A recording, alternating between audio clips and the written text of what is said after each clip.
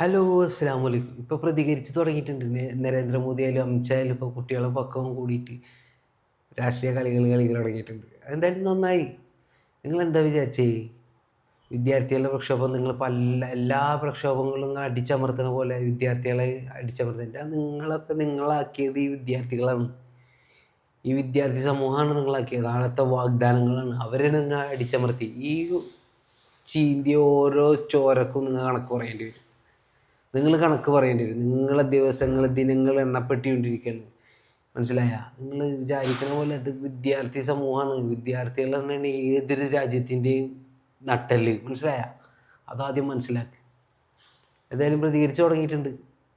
എല്ലാ വിദ്യാർത്ഥികൾക്കും, എല്ലാ സ്റ്റുഡൻസിനും, എല്ലാ വിദ്യാർത്ഥികളുടെ പേരൻസിനും, എല്ലാ അവിടെ കൂടിയിട്ടുള്ള പ്രൊട്ടസ്റ്റിൽ കൂടിയിട്ടുള്ള എല്ലാ നാട്ടുകാർക്കും, എല്ലാ രാജ്യത്തെ ആൾക്കാർക്കും, സപ്പോർട്ട് ചെയ്തവർക്കും ഒറ്റ വാക്കിൽ നന്ദി. ജയ് ഹിന്ദ്. അസ്സലാമു അലൈക്കും.